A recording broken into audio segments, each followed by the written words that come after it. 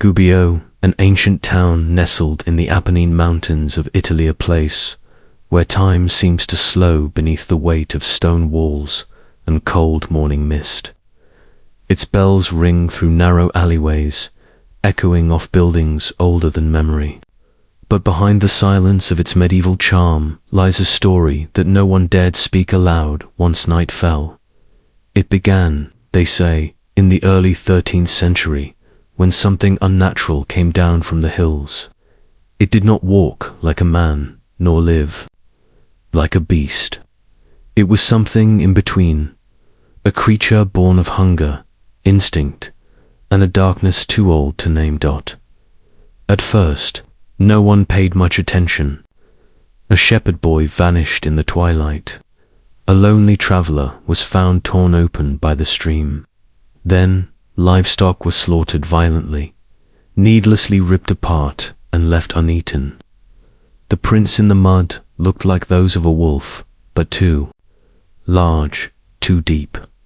And worst of all, they led not into the forest, but toward the village.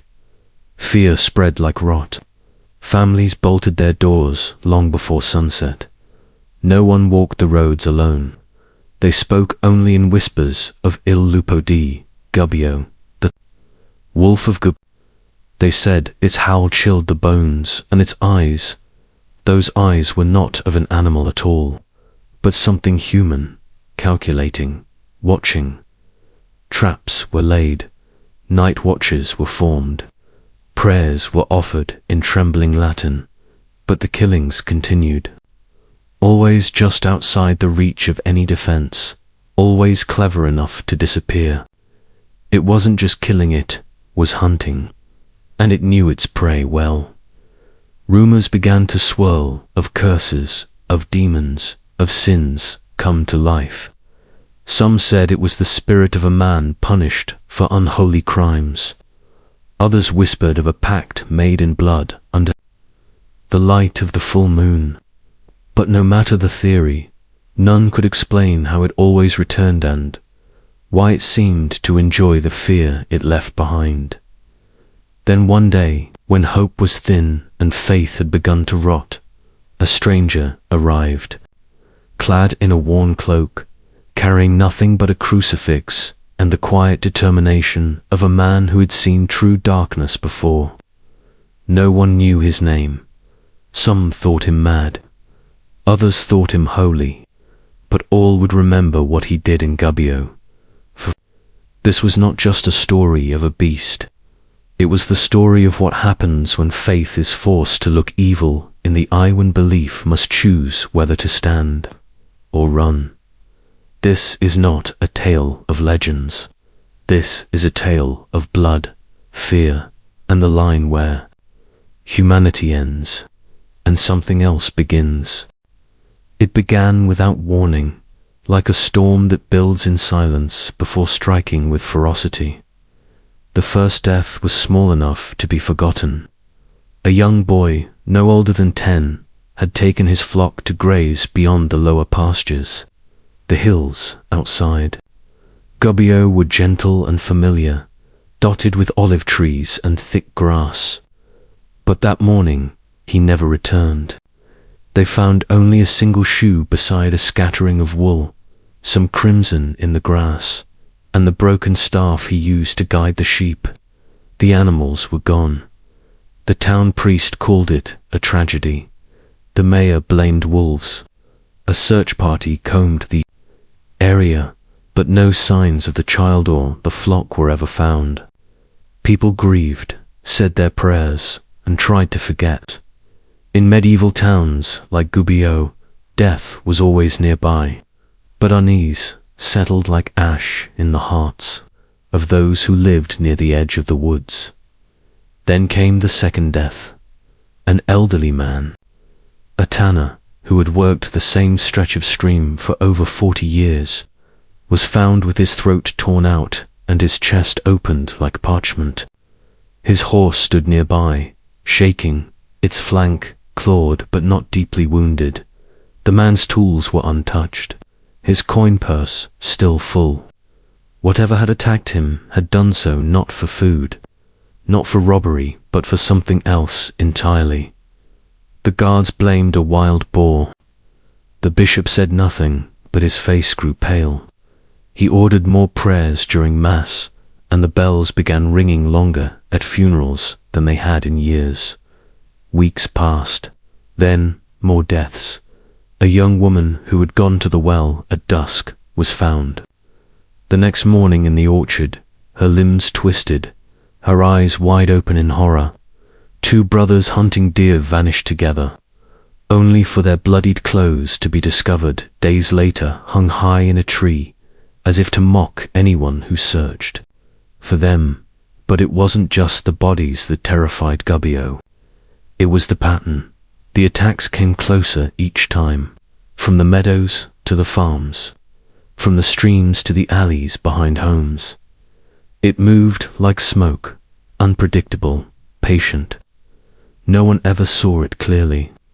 Only sounds, growls like thunder, claws, scraping on stone, something breathing heavily just outside a shuttered window. People began to change. Fear crept into every corner of life. The tavern, once filled with song and drink, grew quiet. The market emptied early. Children were kept indoors, doors barred long before sunset. Crosses were nailed to thresholds. Salt was sprinkled at corners. Even the most skeptical men, once loud with disbelief, fell silent when the moon rose full and red over the hills. Then came the footprints, massive, heavy, more than a man's butt shaped, not like a boot, nor like any known animal. Paws, some said, but long, narrow, human-like, yet not. They appeared in mud after rainstorms, just outside chicken coops or by garden gates, as if something had been standing there, watching.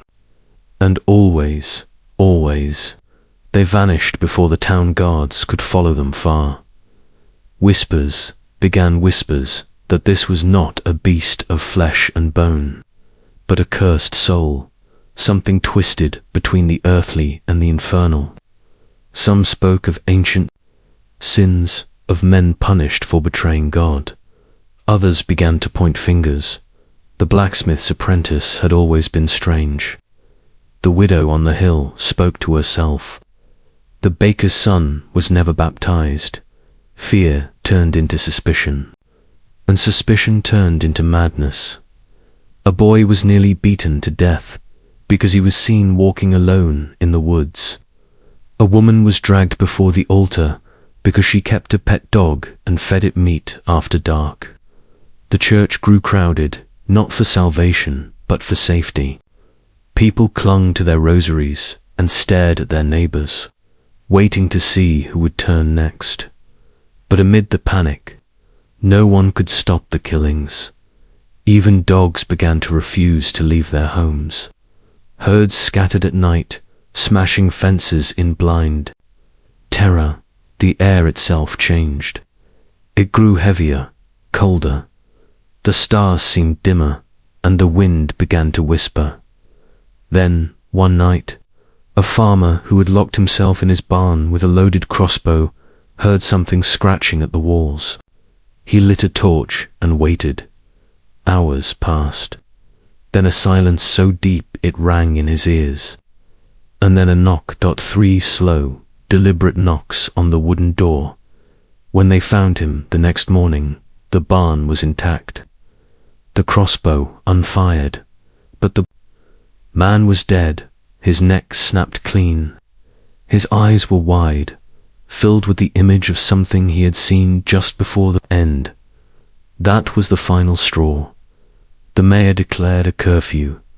The church sent word to Assisi, calling for guidance, and the people of Gubbio began to whisper a new word, not just beast, not just devil.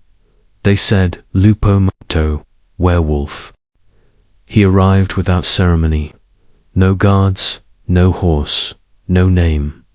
One morning, as the mist still clung to the cobbled streets of Gubbio, the townspeople awoke to find a man standing in the square. He wore the rough habit of a Franciscan, sandals worn from the road, and carried nothing but a satchel and a wooden crucifix. He was neither young nor old, with a face that held the kind of calm only those familiar with death possessed.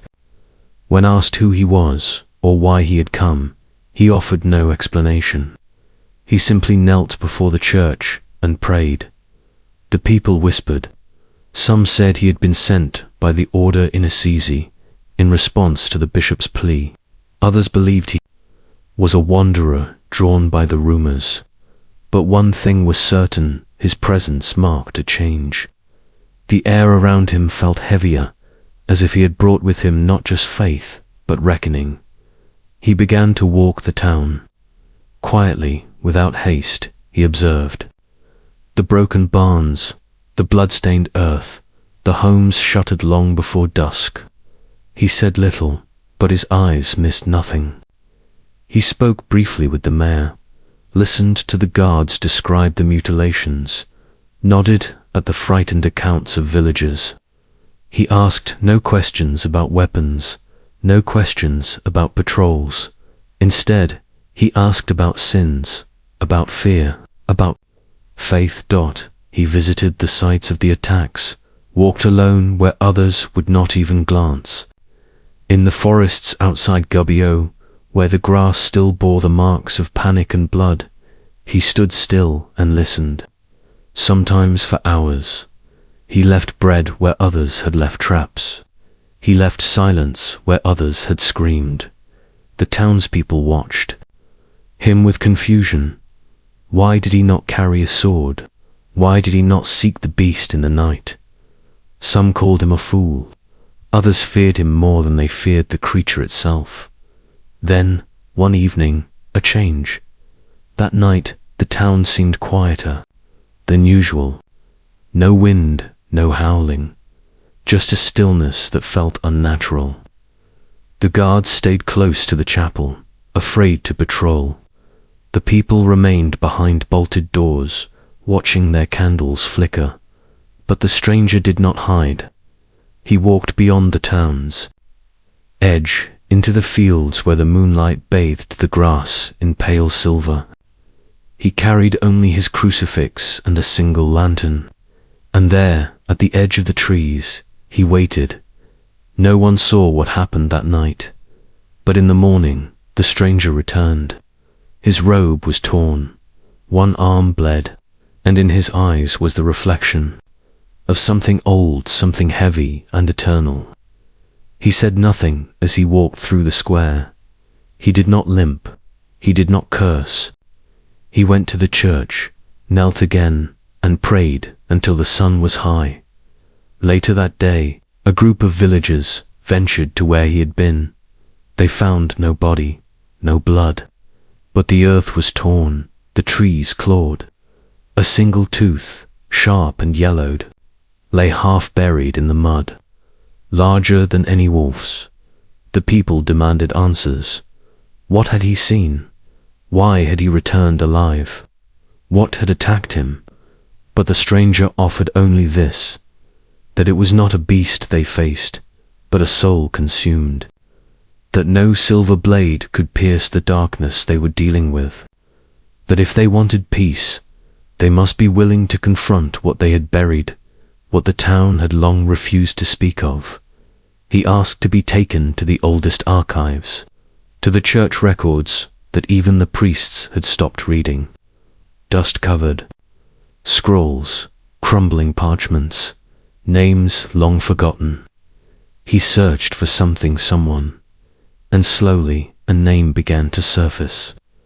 A family name long erased. A man once excommunicated, vanished from the town generations ago. Whispers of a child born under a blood moon, left in the woods, only to return years later, disfigured, silent, abandoned. The pieces did not come together cleanly, but they pointed to one thing. The beast was not born, it was made, and it had once belonged to Gubbio. The idea shook the town more than any murder. The monster was not an outsider, not a curse from another land. It was theirs, flesh of their flesh, bone of their bone.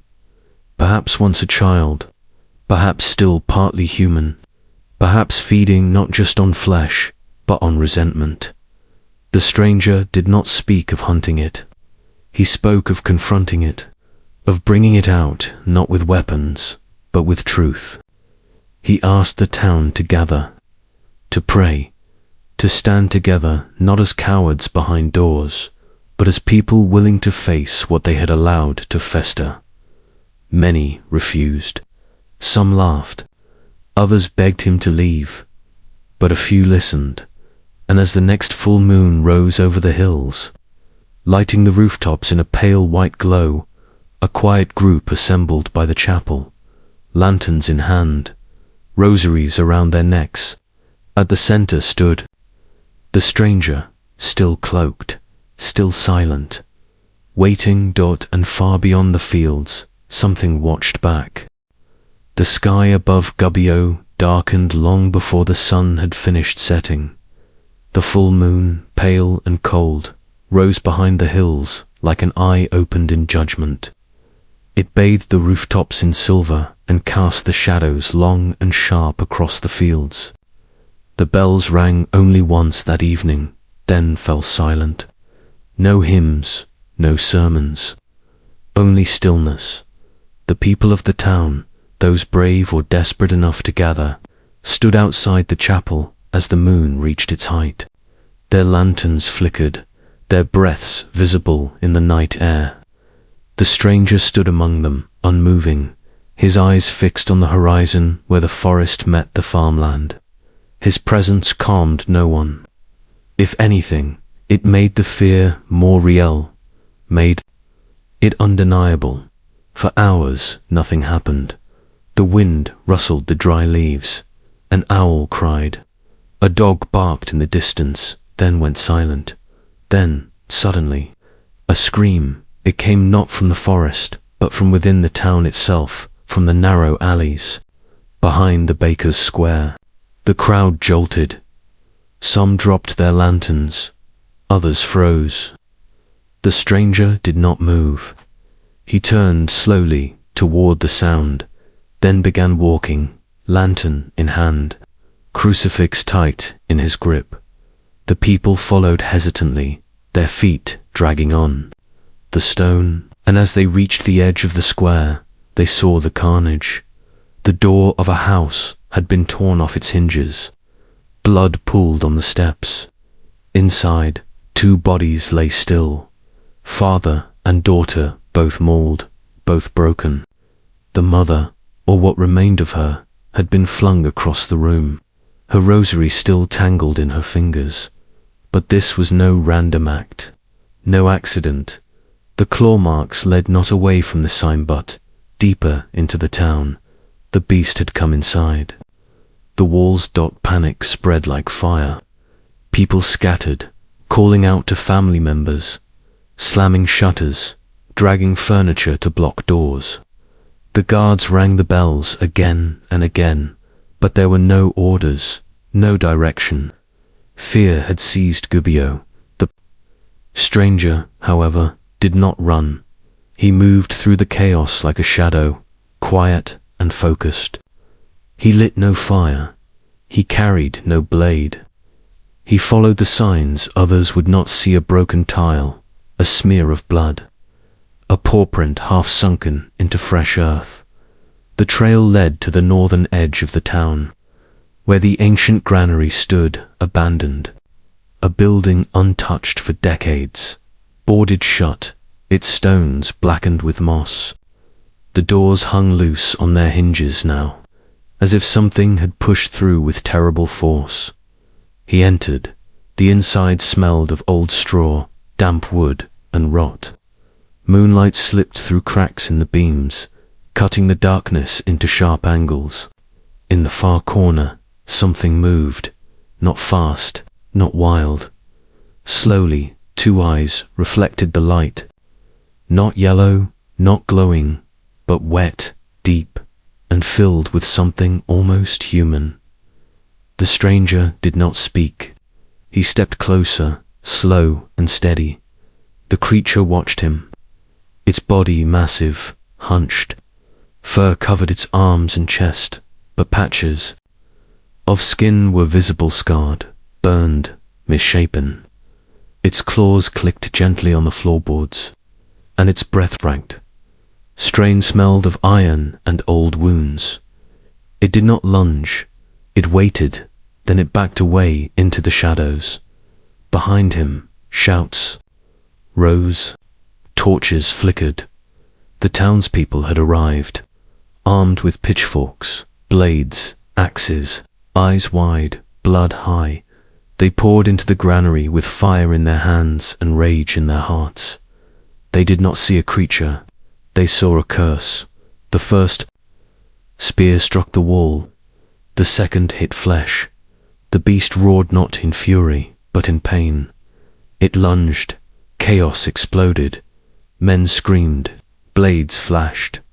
The smell of blood filled the air. Some struck blindly. Others ran. The stranger tried to raise his voice, but it was drowned beneath the clamor. In the storm of torchlight and fear, no one listened. The creature fought, but not with the fury of a wild thing. It struck only those who cornered it. It bled as it fled. It knocked men down, but did not tear them apart. Then, as if overwhelmed by pain, it crashed through the side of the granary and fled into the dark. The silence afterward was worse than the battle. 7 men lay wounded. 2 were dead. The beast had vanished once more, bleeding, broken, but alive. The stranger stood in the middle of the ruin, eyes downcast. He had not drawn a weapon. He had not tried to kill, only to understand. But the town had made its choice. Later, that night, the fires burned high, not for warmth, but to keep watch. Guards stood on every street. Mothers held their children close. The bells rang no more, and in the woods beyond, far from the light, the creature crawled back to the place it called home. It nursed its wounds. It did not howl. It did not hunt. It waited. The stranger, wounded in spirit, returned to the chapel and locked the door. He did not pray. He simply sat in the dark, listening to the town settle into uneasy silence. A truth had begun to emerge, one more terrible than any curse. The creature had once been a man, and now man had become the monster. The town of Gubbio did not sleep. In the aftermath of the granary massacre, the silence that fell was heavier than any grief. Doors stayed bolted, windows shuttered. Even the dogs no longer barked. There was no triumph in the survival, only the quiet guilt that comes when something ancient and ugly rises too. Close to the surface, the stranger remained in the chapel. He did not speak to the people. He did not join the watchmen. He fasted. He read. He opened the oldest records of the church, tracing ink faded by centuries, following names that had been scratched out as if someone had tried to erase them from memory. And finally, one night, he found it, a child born in the lower quarter decades ago, unnamed in baptism, disfigured at birth, a boy kept hidden by his family, forbidden from entering church. His parents died young, perhaps by plague, perhaps by shame. The child was taken in by a distant cousin, a widow who lived on the edge of town. There, he was seen only rarely. No one remembered when he disappeared. The church had written him off as dead. The town had forgotten him long before that. But the stranger understood. He saw the pattern. The child had not died. He had been cast out, hidden, left to rot in the wild. And the curse was not some ancient spell or demonic pact. It was isolation, rejection, the slow starvation of the soul. In the silence of the forest, that boy had grown, alone, unloved, watching. From the trees, as the world denied him, cursed him, pretended he had never existed, and something inside him had twisted. Something deep, something primal. He had become what they had feared, not by birth, but by design. The stranger left the chapel at dawn, walking the streets as the first light touched the rooftops. He went to the square, stood before the frightened town, and spoke not with anger, not with judgment, but with sorrow. He told them the truth, that the monster was theirs, that the boy had once lived among them, and they had cast him into darkness, that it was not fangs or claws that made him a beast, but the cold, cruel hands of those who should have given him warmth. Some denied it, others wept. A few remembered vague glimpses of a strange child, a boy with eyes too large, a limp in his step, a voice that never quite formed into words. But none had helped, none had protected, none had loved. The stranger said there was only one thing left to do, not to hunt the beast, but to face it. He asked the town to come with him, to return to the woods, not with swords or torches, but with something they had never offered before. Mercy many refused, too afraid, too proud, but some followed. That evening, as the sun sank low, a small procession left Gubbio. Men and women, hands trembling, led by the stranger who walked ahead, holding nothing but his cross. They passed the granary, the fields, the broken fences, into the forest, into the cold. They reached the edge of a clearing where the trees grew wide and gnarled. There they stopped, and there it waited. The creature had returned. It stood in the shadows, body still wounded, movements slow, but its eyes watched with clarity. It had not come to kill, it had come to see. The stranger stepped forward, unarmed. He knelt behind him, one by one. The townspeople followed. They did not speak, they did not cry, they simply knelt in silence. Together, the creature did not move. For a long time, nothing did. Then it turned. It walked into the trees, slowly, quietly. No roar, no howl. Just the soft rustle of leaves beneath feet too large to be human. It did not return. Some say it died in the forest. Alone, others say it shed its form and found peace in the wilderness. But the killings stopped, the howling faded, and in Gubbio, for the first time in months, the bells rang again, not for mourning, but for forgiveness. Time passed. Slowly, softly, the town of Gubbio began to breathe again. Fields were planted. Children returned to the pastures. Doors no longer needed 3 bolts to keep out the night. The beast was gone. Or so they said, but the town did not. Forget, the granary was never rebuilt. It stood in ruins, untouched, its splintered beams dark with memory. Some avoided it. Others placed candles there in the winter, quietly, when no one was watching, as if honoring something they didn't dare name. The stranger stayed for a time. He walked the alleys at dusk, visited the sick, mended roofs, but he spoke little of what had happened. When asked why the creature had not killed him, he only said it was never trying to. And when asked what it had wanted, he answered, to be seen. Then, one morning, he was gone. No farewell, no message, only his crucifix, left behind on the chapel steps, worn smooth by his hands. The people changed, slowly. They no longer flinched at every sound in the woods, but they spoke more softly, looked one another in the eye, gave bread to those in need, forgave debts that had lingered for years. It was not fear that changed them, it was guilt, for they had seen what became of one left unloved. The woods remained still.